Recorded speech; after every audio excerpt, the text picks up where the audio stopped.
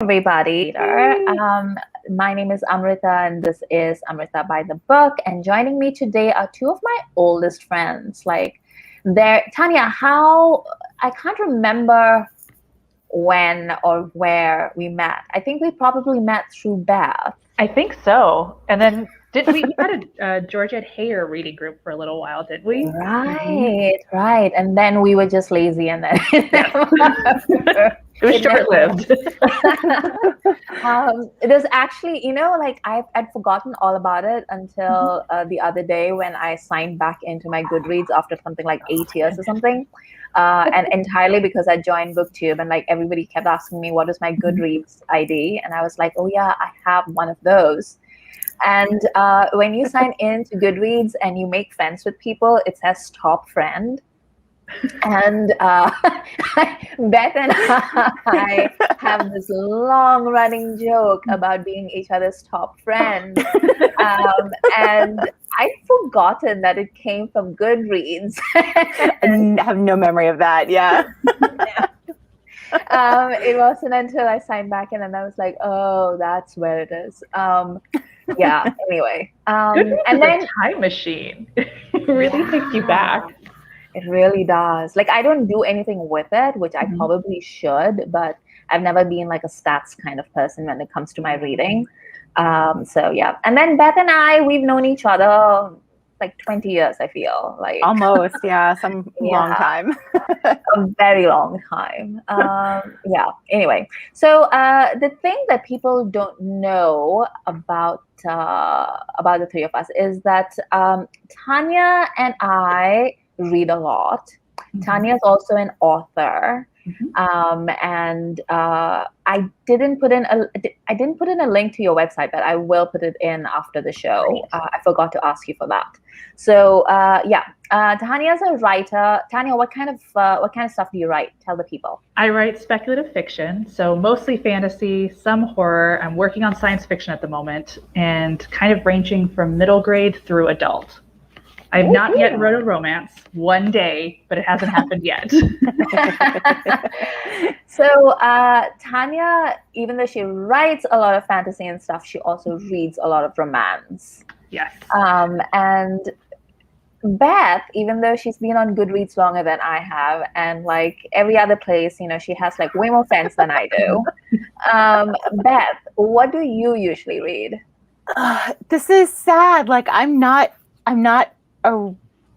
feel like it's disingenuous to call myself a reader, because I feel like that applies to book length things. I'm more of a kind of articles person in the last not more than a few years, a while.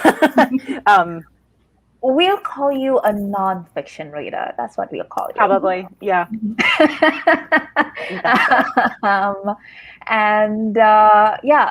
But then what happens is that because Beth is friends with Tanya and myself, and I in particular have this habit of just dragging Beth into everything that I do. I'm just like, hey, I'm going to do this. You should come do it with me. And then Beth is like, okay, I guess.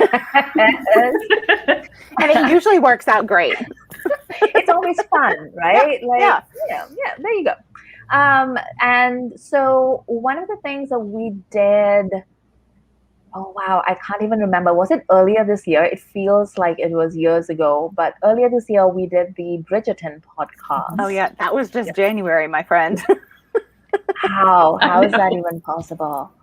But we did the Bridgerton podcast, and that was basically me telling, wait, I'll just put, I am really bad at,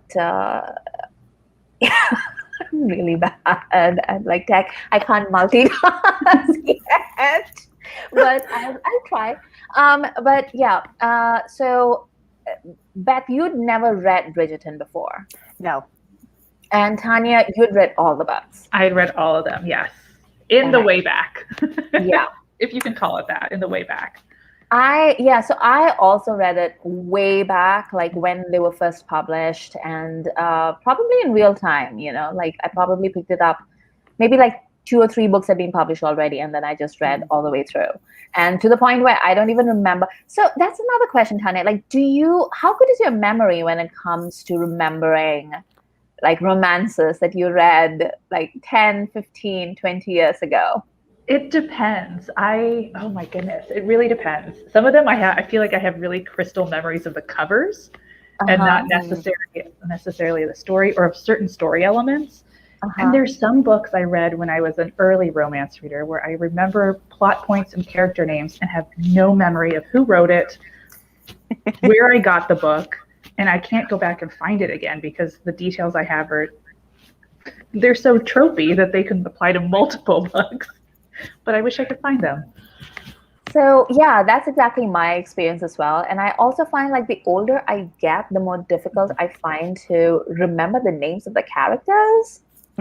So sometimes people are just like, oh, like, I don't know, Liz and Philip, like, oh, they're so cute. And I'm just sitting there like, who? Who's that? And then which one's he? Like, I literally remember the plot of that book, but I will not remember the names of the characters. So it's always interesting to me to like talk to other romance readers and just figure out, because I do have this problem sometimes with other books, but I find that I have it most often with romances. And I think it's also because I just fly through the books, like it's not a book. Like if I get a romance book, I want to finish it in a day, maybe 2. I don't particularly want, and also they're shorter, right? We're talking like 280 pages to maybe 350 pages, which Tanya, as a fantasy reader, that's nothing. That's small potatoes, yes. But also the pacing of romance books is much faster too. Yes. Where fantasy will do so much world building and elongated story structure. In romance, you just have to, what's going to happen. But the question is, how exactly is it going to work? And because you already know what the ending is going to be, to keep the reader's attention engaged, it has to be a faster plot. So I think that also helps push you through it faster. Beth, like, is that your experience also of romance as a genre? Like, do you find it easier to get into and like get through? Oh yeah. And I mean, I've read so very few, and not to mention few compared to you both, but like just generally very few. They do seem very. It's not quite predictable for me, as based on what I've read, but I do feel like I'm aware of what the structure is very likely to be. So it does. These benchmarks help you kind of know where you're going, and that makes it feel fast, I guess.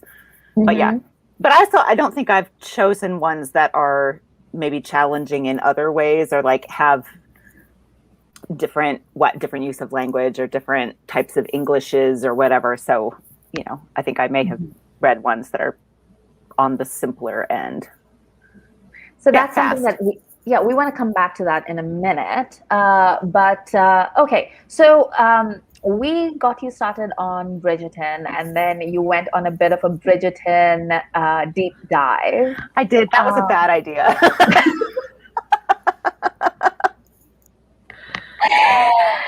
Tell us why it was a bad idea, Beth. So I read the Anthony one. I don't remember any of the names. I read the Anthony one, and it's just bad. It's really bad. I hate everyone in it. I read the Benedict one, which is obviously problematic. Would have been problematic at the time it was written. Problematic at the time it was set. That was a horrible place to spend any time, and especially after the show, because as I'm on record of saying, I'm a fan of Anthony in the show, I'm a fan of Benedict in the show, and they're horrible. I hate them now. But then I read the Penelope and Colin one, which I do actually like. Like, I don't think it's well written particularly, but obviously I love Penelope. Everybody loves Penelope, and Colin is relatively enjoyable. And then I stopped. I'm like, I'm going to quit while I'm ahead. Oh, you missed my favorite, but that's okay. My favorite's also super problematic. So it's interesting when like Beth started talking about this because I remember like I think I had the same like the reaction to the whole thing, like like because who in their right minds could possibly sympathize or like even empathize with Anthony or Benedict in those books? Like nobody. No. But even then, like I finished reading it. Like I did read the entire series, which makes me wonder, like, why did I do that? I mean, you can want to know or how it's going to happen because you know what's going to happen, right? But you can still want to know how something's going to happen and not like it at the same time. I don't feel those two things are incompatible. I mean, that is how life is, actually. I guess. And also, like, I think she did like a good job of selling the family aspect of it. So, like you had this feeling that there were an actual family and that you felt invested in the family dynamics. Some of the best scenes in those books are actually of the family interacting with each other, which is something that I was really happy to see that the show carried forward. And I hope that they do that. Already, like all the people on Twitter who've read the books and have been following the show, it's really interesting to see the deep divide on Twitter between people who've read the books and people who haven't. Because the people who haven't have all been really obsessed by the fact that Regé Jean is Regé Jean. I keep calling him Regé. It's not Regé. It's Regé. Regé Jean is not coming back to the show, and they're so upset. And it's like, why would he? His book's done. Yeah. He's got to come play croquet, obviously, but other than that. It's really funny because like all the romance readers are like, but his book is done. Why are you all so upset? Didn't you know this was how it was? And no, they didn't. I think they really expected it to be just the story of Daphne and Simon going forward with like Anthony coming forward in a few scenes or something, which is so stupid. And you can see, but if you've only seen the show, of course you think that. Like that would not have been a surprise to me at all if I had only seen the show and you hadn't told me. Especially because clearly he's the standout from the show, right? Right. So if you were scripting this from scratch as just a self-contained thing, like you would be real dumb not to carry that character forward. I think like that's one of the things that I've tried.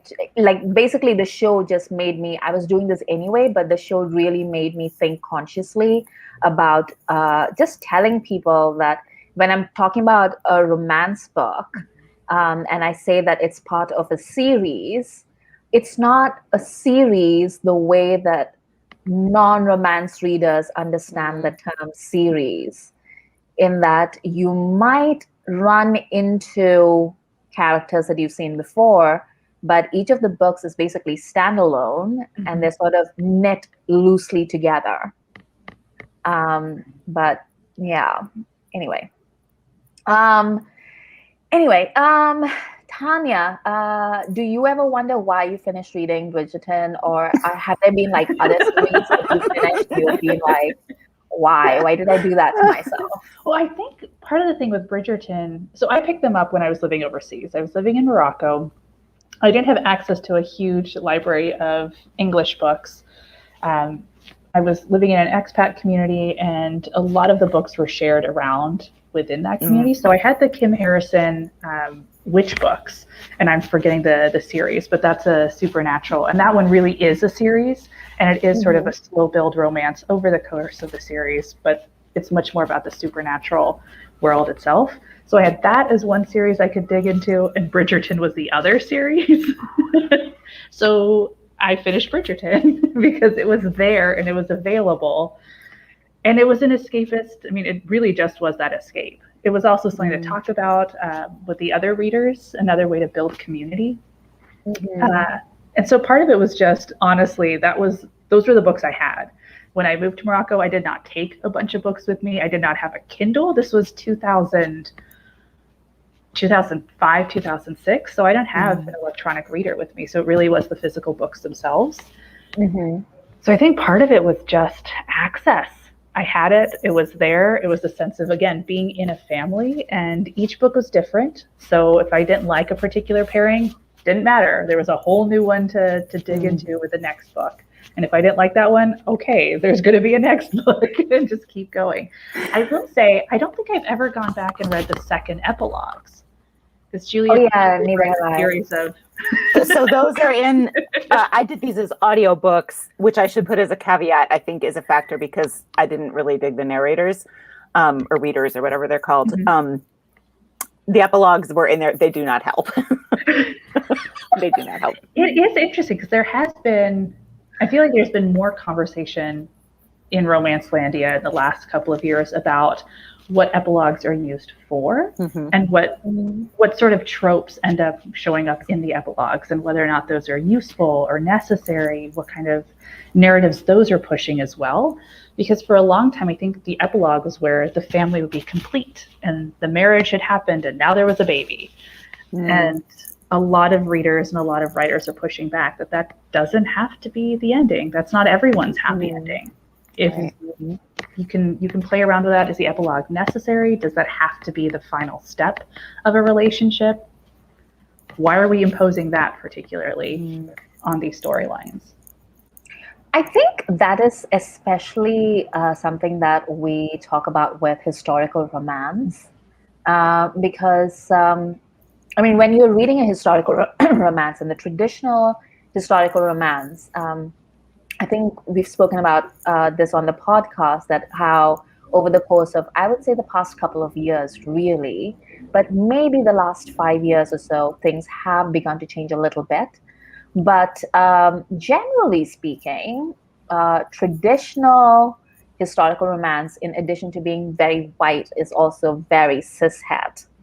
And you have, and it's also very upper class, so you have, everybody's got a title, everybody is getting married for the, it's nice that they are in love and they find each other sexy and everything. And of course, the smut is what a lot of us are there for. Let's be real. It's pretty people in pretty dresses having lots of sex. But we are also, there's no, in the traditional romance, there's no doubt that these two people are getting married for the purpose of procreation. If you're a duke and you're getting married to a nice young lady, then you need the next duke to come out of that nice lady. Unless you're trying to take revenge on your horrible father, then. But then she wants, right? Right. Yes. So. And she'll take it whether you like it or not. So how many dukes are there? They're all dukes. They're all earls. Yeah. How many? All of Britain is actually the nobility. There's no non-title people in Britain. Except for the ones who get married into the nobility. Right. Yes, right. Exactly. That's like 5% non-noble, everybody else. Somebody on Twitter the other day was asking if Darcy had a title and they couldn't remember. And I was like, yeah, I can see why you would wonder, because literally all the historical romance that has been written in the 20th century is about people with titles. No, he's just rich. No one in the Austen, they have military titles, but they don't have landed titles, do they? Yeah, no. Interesting. And that's actually, I think, something that George Hare really understood as well, because people like Beaumaris, by the way, he didn't even, he was Mr. And she always made a point of pointing out that they weren't necessarily titled, but well born nonetheless, because the grandmother is a duchess. There's nobility and gentry, but money is just as important.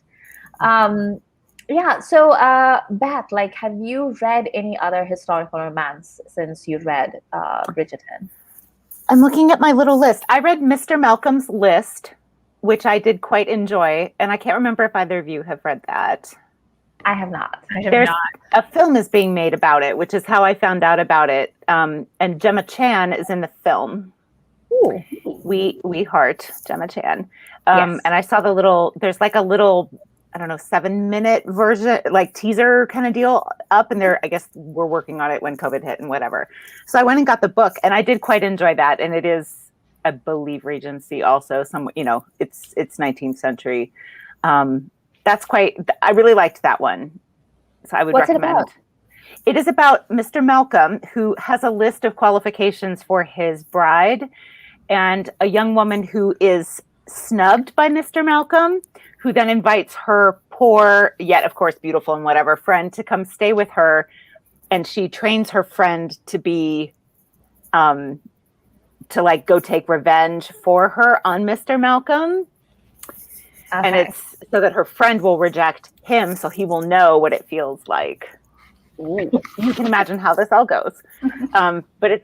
And in the movie, I believe Gemma Chan is the character who was by Mr. Malcolm, and it's good.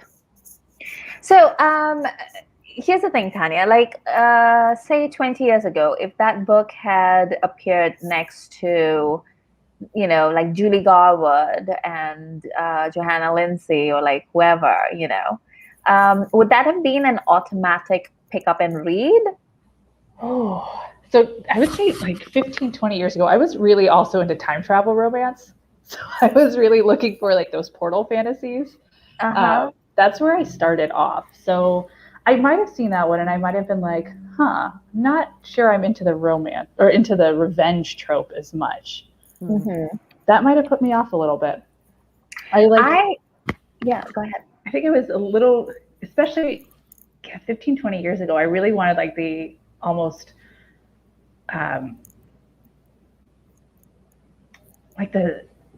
they see each other, they fall in love, and it's the rest of the community or time travel holding them back. That's the reason they can't get together. Time travel is always holding me back. Right?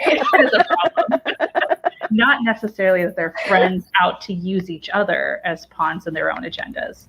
I think that might have been a hard sell for me, honestly. So that's what I was thinking too, because over the past year or so, I think Bridgerton really, like, I keep coming back to Bridgerton, but that's because it really kickstarted a lot of conversations that I feel we should have been having for a very long time already. But, people weren't interested in having it because, romance, But now everybody's seen it and everybody's like, ooh, hot people having sex? Yeah, like, let's talk about that.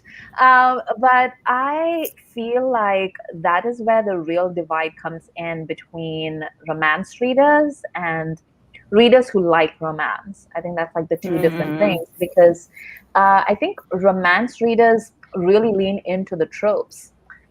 So what Beth is describing sounds fun to me. It sounds like something that I would read and that I might enjoy. But it's not what I would pick up if I wanted to read a romance. Like if I was in the mood for a romance, and I'm very much a mood reader, I would want something, honestly, like super tropey and comforting to me, basically. Do you have a specific comfort trope? I love marriages of convenience. I love that, which is ironic because I'm Indian. I was like, is she going to talk about this?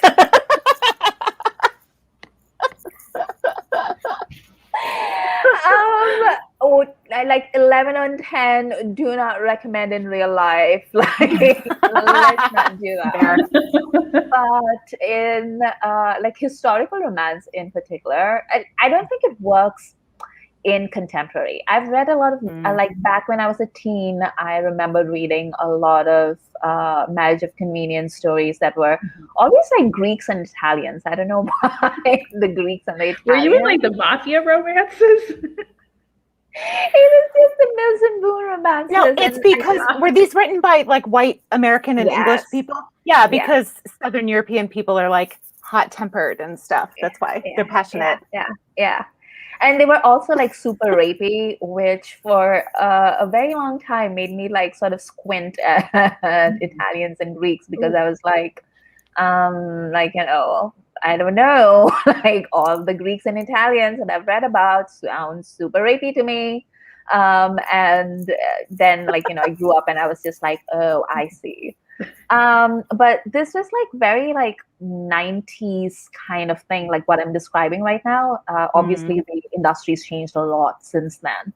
But yeah, I love Marriages of Convenience. I'm trying to think if I like Second Chance as much. I do. Do you? I Like, I do, feel like sometimes I do, but sometimes like it really depends on a case-to-case basis for me, because sometimes it's delicious, like there's regret and longing on both sides, and I'm just like, yes, that's what we want. It's the redemption piece of it that I really lean into. It has to be like a good enough but not terrible reason that it has a second chance. But then the redemption arc has to be genuine. Yeah. Mm-hmm. And they also like, I can't deal with the second chance of like one of them has like really done something terrible, like then it's not a thing for me. The one bed trope is like very yes, we shall have the one bed. Snowed in with one bed. Yes. That's very comforting to me. But yeah, and then I think those are my two favorites. What about you, Tanya? So I do like Second Chance. That is something that I do enjoy. I like the Grumpy and the Sunshine, but if it's done really well. And I often like that flipped. So one book that I really loved was Take a Hint, Danny Brown. Love it. Where the Grumpy and the Sunshine got flipped around. So the Grumpy was the female character and the Sunshine was the male. And usually it's flipped the other way. And so I really enjoy that one a lot. Have you discovered any tropes that you like as yet, Beth? I'm sure this is a trope. I don't know what to call it, and I'm sure it's not specific to romance either. But of course, I love like nerdy woman who is overlooked, and then some man finally is smart enough to see it, which is why I like the Penelope book. But that's clearly not specific to romance. But yeah, I like that. What's that called? Ugly Duckling. Okay, it's like, I see you, my readers. I will throw you a bone.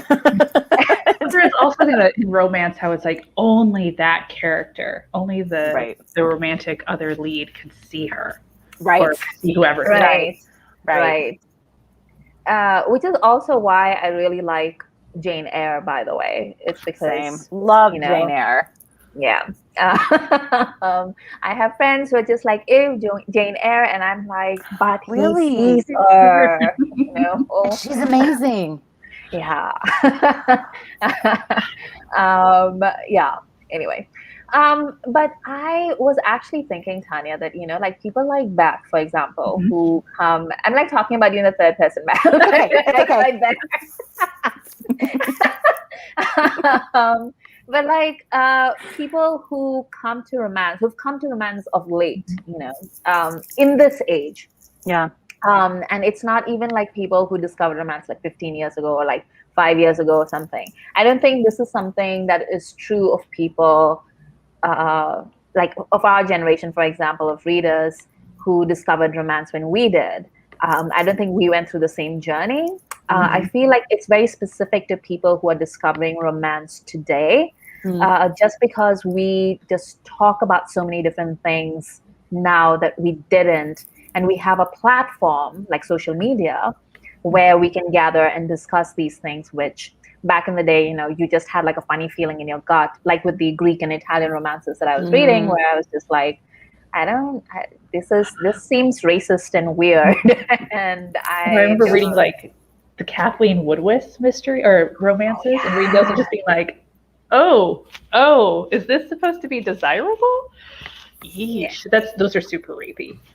Yes. Don't read those, Beth. Like, don't even remember.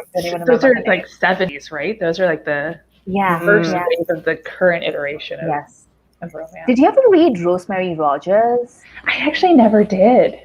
I read one of her books and I never read another one in my life because it literally began like the first half of the book was about this guy who organizes a gang rape of this woman. And then they end up like married with a child at the end. How do you come back from that? Like, no. It was just, the 70s were a weird time for a lot of people to be writing. And that's probably what, like, I remember the rack in my public library as a kid where the romances were. And I was born in 1974. So probably by the time I was old enough to look at books on my own, like I'm 10 or whatever, that's probably what was there. So I suspect I'm lucky I didn't pick any of those up because that would have been very upsetting, you know? Yeah. And there was obviously no Twitter in 1984 and stuff. Like I wouldn't have known how to process that. Right. And I had somewhere in that stage, there were these choose your own adventure kind of teen romance books that I liked and would reread and like try to get to all the options and everything. And I probably had enough trouble processing some of what that was about because it was always like ugly duckling and like, you know, oh, she went away for the summer and she came back pretty and now boys like her. And like, I like that for some reason. Like I had a hard enough time with that messing with my head. So I'm glad I didn't find this other stuff. Yeah, I just had like a library where like everything was just like that's, I mean, I'm not complaining about it because that was literally one of the great pleasures of my life. Are the hours that I've spent in libraries just happily discovering something, you know, and 9 times out of 10, it's always wonderful. Or even if it's not wonderful, it's worth, you know, the trial. And then once in a while, it's Rosemary Rogers, and I'm like, "Ooh, this is not for me. Thank you very much."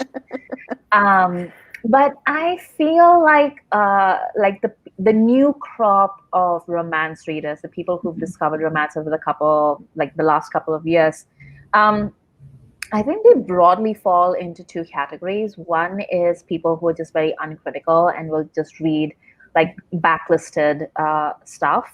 So I see on Bookstagram all the time where people are reading things that, you know, came out 15, 20 years ago and are just like, oh, you know, this is wonderful. You know, I see why they're a legend and an icon, blah, blah, blah. And I'm like, well, yes, which is why I always try to give context when I talk about like, you know, the authors that I grew up reading, and I still have a lot of affection for them, right? And I'll come to that in a minute because Beth, I know like Beth, this is something that Beth is always like asking about. But whenever I talk about the people that I grew up reading and how much affection I have for them, I always also try to introduce a little bit of context because a lot of this was written in the 90s or the early 2000s, like Bridgerton. And there's a lot of stuff in there that I don't know if like kids should be reading or reading without context, you know? And then there are like people who are reading romance, excuse me, are reading romance and they want something that is more suited to the modern sensibility. And I feel like Beth is one of those people, like, you know, she probably likes things to be a bit more like no dubcon, like, you know, like dubcon is like a big thing, right, Tanya? Yeah. For people who don't know what dubcon is, that's dubious consent, and it's marginally one step up from non-consent, which is basically rape. I don't know who discovered this term called non-consent, but it's bullshit. Like, yeah. I'm not a big fan of it. But I can't. So tropes that I hate, cannot do dubcon or non-consent, like or sexual violence in any form. Cannot. It's a little terrifying how much I read of that when I was younger, because that was what was available. Because that's what was on my aunt's shelf, my grandmother's shelf, my auntie's shelf, and I'd be like, oh well, if they've got it, this is a book I can read. And then you're in the middle of a Kathleen Woodward or something else. You're like, this is terrifying. But I'm still going to finish it because I have to figure out if they get together, which also is a terrible way to keep going. Yeah. So I feel like a lot of the authors who, I don't know about authors who began writing a while back, people like like Joanna Lindsay or Carol Mortimer, or like the older ones. And we're really talking about the ones who write explicit sex, because there are people who do like closed door romances. Which, Beth, like, do you prefer closed door? Do you like it smutty? No, I want the smut. Yeah. That's why we're friends. There's so much character work that gets done. I mean, the sex scenes are great as they are, but there's also so much relationship and negotiation that happens. Yeah. And I think there are books that absolutely need those. It wouldn't be a romance that, as I kind of think of romances, if you can lift that out and the story is impacted. I The feel sex like becomes important to how the plot moves, how the characters come together, how the reader understands their relationship. Right. And also just the enjoyment of the book in general. Yeah. So a while back, I followed like an unspecified person's recommendations on Twitter. I didn't know this person very well. They were just somebody that, they tweeted something funny once, and then I followed them, and they were just like, oh, like, here's a list of, romance novellas on Kindle that you can read. And I was like, ooh, I like those. And novellas, what's wrong with those? And then it turned out to be just plain erotica, or else like, like romance, but you just start off with them having sex and just keep on with it. And I could see that the author was also trying to do a bit of character work, and they were basically laying a foundation for full-length books that were going to be coming out, So this was like the 0.5 version, and then the book would be the 1.0 version. And it just really doesn't work for me like that. I need that build up. I need that character work. I need the people to have an organic journey before I can buy it. But Tanya, what do you think about all the new kinds of books that are coming out? Because there's such a variety now compared to like when we started out. There's such a variety. I think there's so much thoughtfulness right now. Yeah. But there's also so much conversation. So you'll see, I love hopping onto Twitter and having people ask, I'm looking for a book that has these tropes, but these kinds of characters. And then you get so many different recommendations.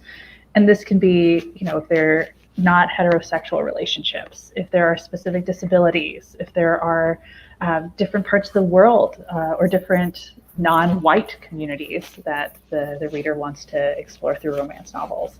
And there's so many more kinds of romance being written, and so many different authors as well. It's still very white, but there are other voices. There are other romance stories and other relationships being represented as well. And I think that's incredibly exciting. Can I ask, this is probably a super dumb question, but I don't think I've heard anyone talk about this. Are there romances available in translation from other languages and parts of the world that you have gotten to explore? Like, because I just think about like what a difference subtitled films have made to my life, right? Like, it's such an easy way to get different stories and see faces and hear voices and whatever. And I'm assuming that romance is written in China, in, like wherever, and some of those maybe have been translated, but. Right. So, yes, Chinese novels. So Chinese novels are kind of weird because they don't follow, I guess they're not weird for the Chinese people, but they don't follow the same format, I want to say, almost as like, what we think of, because I have a lot of friends who read what they call Chinese internet novels. And they're fascinating. What's a Chinese internet novel? Yeah. So they write these novels, and they're not fanfic. All right. They're not fanfic, but they're written for publication on the internet. And then the community translates it. So it's like cool. like a crowdsourced, fan-sourced translation. Interesting. So the original is written in Chinese, and then like people will translate it and publish it online. And so cool. sometimes they're like giant novels. Like I literally have like 3 on my computer right now, and they're like 10,000 pages. I'm not even like, that's not an exaggeration. It's not hyperbole. Like I'm not saying that for effect. They're literally like 10,000 pages. Like people were just like, oh yeah, like you'll just do this. And I was just like, what? That's amazing. But it's like reading like 10, 1,000-page books in a series, basically, which is what Brandon Sanderson does. I'm like, this person just did it in one shot, like whatever. Wow. I also wonder how like the publishing industry works in other countries, because the American publishing industry is so bound to its labels. Right? So you've got like young adult, new adult. What is the difference between young adult and new adult? Middle grade, romance, romantic suspense, and there's so many different labels in place. And I wonder if that applies as much outside of the Western world or outside of the English publishing industry. Amrita, have you read romance novels that were originally written in Hindi, for example? Are there? I mean, there must be some, but yeah, there are. There definitely are, because Amazon has been publishing. There's like these things that they do for the Indian market. I forget if they're called something in particular, but they're basically trying to sell like romances, but they're priced for the Indian market. Oh, neat. So they're like much cheaper than even like 99 cents. And they're really short, but like obviously Indian romances written in English are a big market in India. And there's like tons of people and the weird thing about the Indian romance publication market is that there are a bunch of men who write it as well. Interesting. Like the top author, like it's not as, it doesn't have like a sharp gender divide the way English publication has in the United States or in the UK or Australia, I guess, but in the English speaking world. In India, you have like a bunch of men who are also writing romances. And they're very successful, like incredibly successful, and I feel like I've seen like Indian men talk about it as well. Like it's not just, and it makes me wonder if like, are they not considered romances, or are they just considered like just books in English? That's it. Because I don't feel other countries categorize, like Tanya said, to the extent that say Americans do. I don't think even the UK categorizes to the extent that the Americans do. So it's just very interesting. But that is a good question, Beth. Like I don't have a good answer for you because I don't read enough in translation. I should, and I will. It's one of my. I would imagine that romance is a place where cultural practices and expectations and all are really going to come into the fore, right? And it would just make for such an interesting way to see different worldviews and ways of living and everything.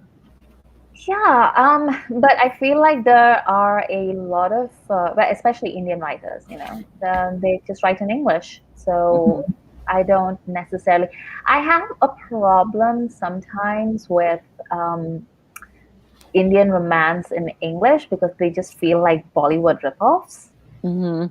Like all the Bollywood rom-coms, and they're just basically being rewritten, like written into books, which I like Bollywood films. I don't particularly want to read them too. Like it feels like overkill to me, but whatever. Have you read any Indian romances, Tanya? Like, is that something you've tried? So I'm Pakistani American, and I can't do it. I can't do it. It's one of those funny things where I feel like I'm so removed and yet so critical at the same time.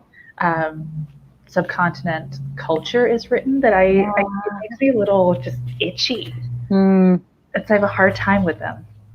And that's all my own bias coming in, where I'm just like, this is not how I would read it or write it. This is not what my experience has been, and it feels just, it's just hard for me to get into that world.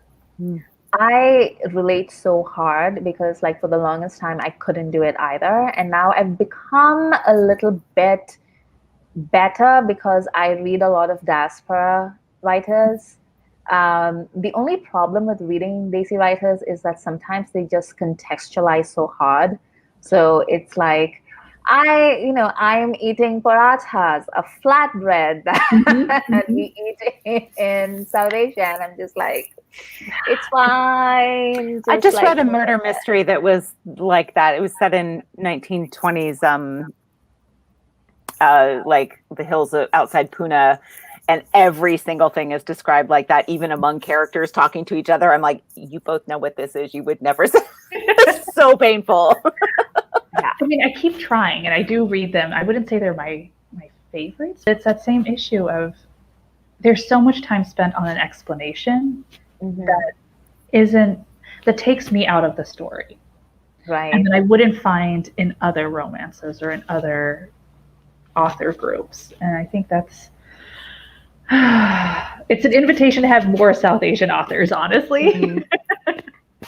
I recently read one that was set in Canada, and it was interesting because the people in so they were a Muslim Indo-Canadian family, but they were Aga Khanis, and I don't really see a lot of representation of Aga Khanis on in Desi writings and stuff. And I was just like, oh, that's really interesting. But it was really funny. It was really cute. It was a closed door romance, which I did not expect, but fair warning. But it's called Accidentally Engaged.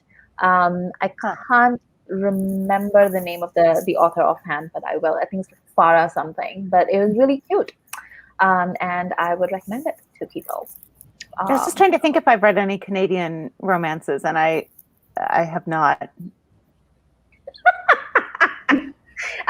There are a lot. Though. I'm sure. Yeah. I'm sure.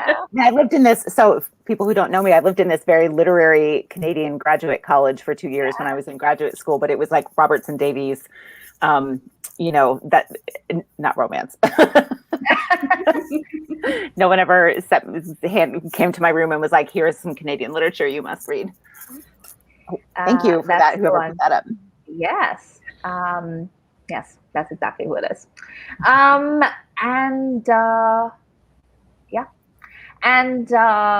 right. So, Beth, are you continuing to read romance in these times? So I went through, after our Bridgerton podcast, I read those 3 Bridgertons. I read Mr. Malcolm's List. I read both of you, I believe, recommended is it Lucy Parker who does the London kind of entertainment celebrity world ones? Yes. And I read 2 of those and really enjoyed them. I read one more and I'm like, okay, that's enough because they're very similar. And I think binge reading the same series, maybe author, but specifically series, for me is not a good idea. So, but I would like to come back. I've saved those on my, my apps and stuff. I think I would like to come back to those. And I have all those. You both have this big list in a chat that we had that I know where that is, and I'm gonna go back, I think. So I kind of went through a little phase there. And then the next thing I read was this biography of the Roman Empress Agrippina that I also really loved. So now I'm off on doing some other things, but I'm sure I will come back because I did really enjoy those. And I love escapist things of particular kinds. And it's interesting in these times to think of the other kinds of escapism you want, because I'm not always in the mood for Bollywood. I usually am, but not always. But romance was a really nice thing to read in the dead of winter of a pandemic, and I'm sure I'll come back to them. What about you, Tanya? What have you been reading? So I read the whole Talia Hibbert, Get a Life, Chloe Brown, Take a Hit, Danny Brown, Get a Life, Evie Brown. It's 3 sisters, the Brown sisters, and their books. And I loved the second one. I really enjoyed the first one. I loved the second one. I also enjoyed the third one, but I think the second one stood out to me. And again, that one's the one where the Grumpy and Sunshine characters flip. And it's also an academic one as well. The character Danny is an academic. She's a feminist scholar. And so that's a big part of her storyline. I need to read this. It's so amazing. And her own just like journey to like step up in her career, and she has the chance to like be on a panel with her academic idol, and that was a phenomenal moment to like see in a romance novel. So I love that one. And I love Kate Claiborne's novels, and I just recently read Love at First, which is her take on Romeo and Juliet, and it's delightful. It is another just beautiful, beautiful, tender story. But I realized that one of the things I like is watching a fight on the page. I like seeing characters have that moment where there's something that they can't get over. They have to like solve a problem together where they're like either their characters or their the jobs that they're doing, their personal drives are very up against each other, and so they have to negotiate that. And the moment that bursts into a fight where we really get to the root of why these particular agendas are important to them is the moment I wait for in a novel, and then that fallout, and then they manage to come together again. And Love at First does that really well. There's probably a trope name for that as well, but something like the two insurmountable forces that are going head to head, and you can't figure out how they're going to fix it, and then they do. I just finished reading Anchored Hearts by Priscilla Oliveras. And it's very fun, like contemporary romance that's set in the Key West in this Cubano family. Oh, nice.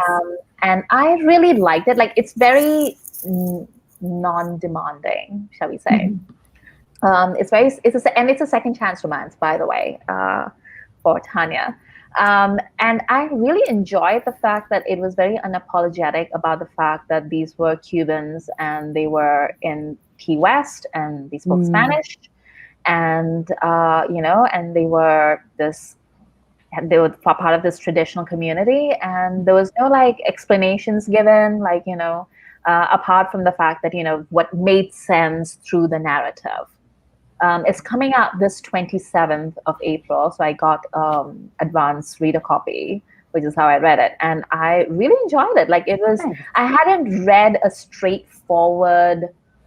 Well, that's not true. I read Accidentally Engaged, but I feel like over the past year, I've read fewer straightforward contemporary romances than I've read any other genre. So this was really lovely just to like read it and then be like, this is nice. And then Accidentally Engaged, of course, which is Indo-Canadian. And a couple of people in the comments were talking about Susanna Kersley and Sonali Dev. And I've read Susanna Kersley before, but I have not read Sonali Dev before because, again, I'm very afraid to read new Desi writers. And I don't know about you, Tanya. Like, I feel very guilty about that.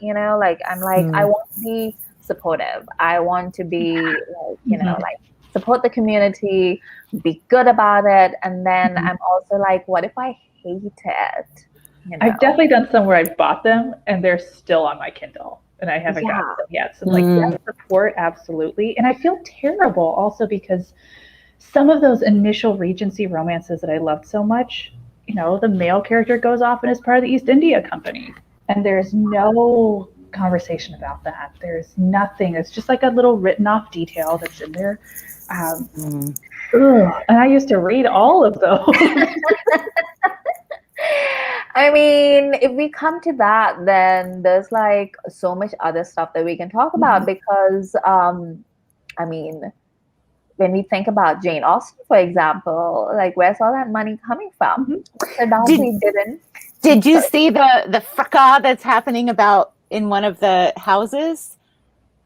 So one of the houses Jane Austen lived in that has a museum and it has put up contextualizing information about tea.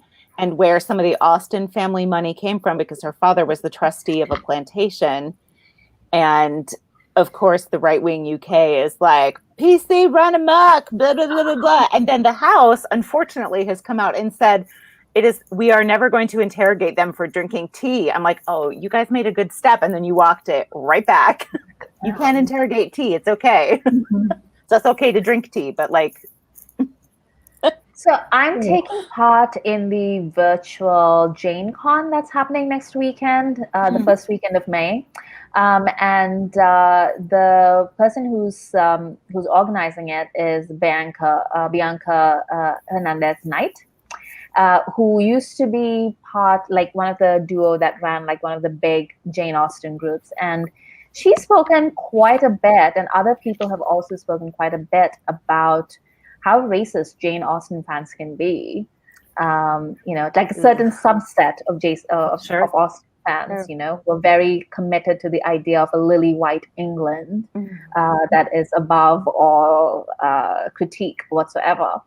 And how they get like really mad when people from other backgrounds are just like, oh, I like Jane Austen, but well, let's look at where this leads, Yeah. Anyway, there's a ton of things that we can unpack, especially when we're talking about rich people in historical romance. If it's set in pre-revolution France, for example, what are those people like? Or even like after the revolution, like once the aristocracy has been restored, what are those people like?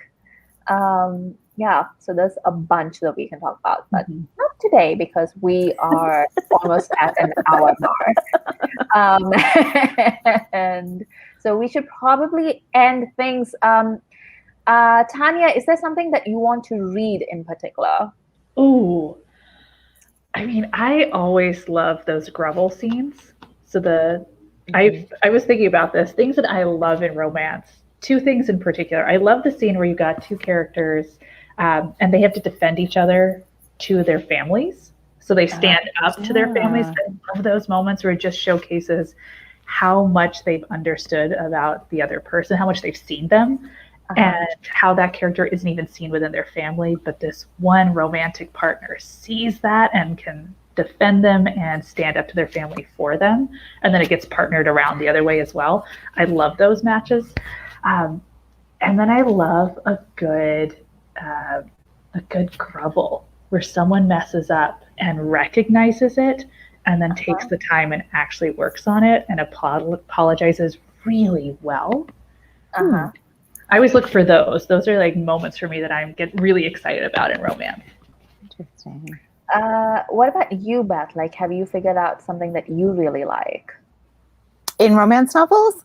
Yeah, or like something that you're looking forward to reading. Yeah, I mean, I wrote down a bunch of these things that have been named. So I feel like reading about a Cuban-American family sounds awesome. I have just recently been rewatching Jane the Virgin, which was a show that I loved. And then I was just thinking about how much romance writing is a part of that show.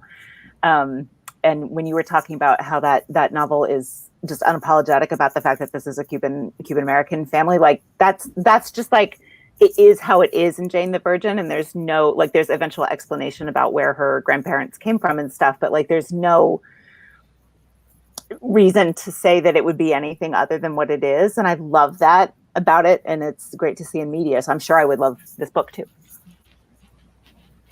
I was actually thinking about like what I want to read next, and I think I want to read more contemporary romance. I feel like I've gotten into, it's funny, like what Beth was talking about, like, like you start reading something and it's the same thing with like slight variations. And there are a bunch of, it's not really a romance thing even, like I feel like it's just a genre fiction thing where you find something that works and you're like, well, this is getting me a good response, so I'm just going to repackage it, which I get. But sometimes you can't read the same thing over and over and over again. You do need to diversify a little bit. So I think I'm back to contemporary romance for a bit before I move back into historical. So that'd Do you be have my subgenres that you like within contemporary? like what exactly? So, I mean, there's romantic suspense, there's more adventure, there's rural, urban. I feel like I read Winter's Orbit by Evarina Maxwell, which I don't know if you've heard about, but I thought that was a science fiction book, and it's actually a romance set in space, and it's adorable. Like it does have. I don't want to give like trigger warnings if either of you are like planning on reading it because it does have past domestic violence that one of the leads is dealing with. And it's pretty clear right from the top, like he's traumatized. But it's one of the, like, I really liked it. It was written by a former fanfic author. So there's certain things that you're like, okay, yeah, so this is something that a fanfic author would write. But it's delightful and charming, and the two lead characters are delightful, and I love them very much. So I'm actually keeping my eye open for like more like space romance as well. Like I would actually like to do that. Like I'm a huge Trekkie, right? So I like things that are in space, and I especially like not hard science things. Sometimes I'm in the mood for hard science things, but sometimes I just want more cultural romance things. So I would not be opposed to reading more science romance things. So if people have suggestions, I would love to have those. But yeah, I've decided that I can't, like it. I have to read very specific people if I'm trying to read like a melding of genres, like romantic suspense or fantasy romance, because I feel like it's really difficult for a lot of people to pull it off convincingly, because I usually end up thinking, well, why don't we have more romance, or why don't we have more suspense, or why don't we have more fantasy? And it just becomes like, it affects my overall enjoyment of the book because I'm criticizing it so heavily in my head. So yeah. Well.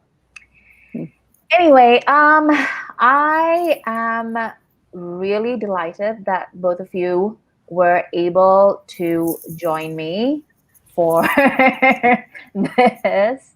And maybe we can do this again at some point, when Beth has read a few more things. We have like more stuff to read to talk about. That was great. Yeah. Thanks for joining me, Tanya, and Beth. And thank you to everybody who joined us during the broadcast. It's really, I know times are tough and people are having like a really tough time. So I think BB5 is actually Becca, if I'm not mistaken. I'm a bad friend, but I think that's who it is. But thanks, Bex, Margaret, Melanie, Rosie, Renalini, like a whole bunch of people who joined. That's really nice. I wasn't sure if anybody would show up because it's, it's but I'm very happy that so many of you joined. And I hope that we can do this again soon. Tanya, where can people find you? You can find me online. I'm on Twitter at Breakfast Quest. Once upon a time, I had a breakfast blog. And also my website, tanya-adalit.com. I will send you that link as well. I'm ready to upload. Yeah, I'll put it in the description below. And Beth, where can people find you? I'm pretty much just on Twitter at Beth Loves Bali. That's Bolly, not Bali, the part of Indonesia. You also have, you also have a book to promote, don't you? I do have a book to promote. It's actually right here. I did not mean this, but it is within arm's length. Yes, I have a chapter in this newish, academic-ish book on Bollywood horror films, and there's 10 or so different chapters. Mine is on the film Mardani, starring favorite Rani Mukherjee. Yeah. The name of that book is in the description below for people who want to read it. It's about horror, you guys. It's amazing. Thank you both for joining me, and I guess I'll see you all again on Amrita by the Book.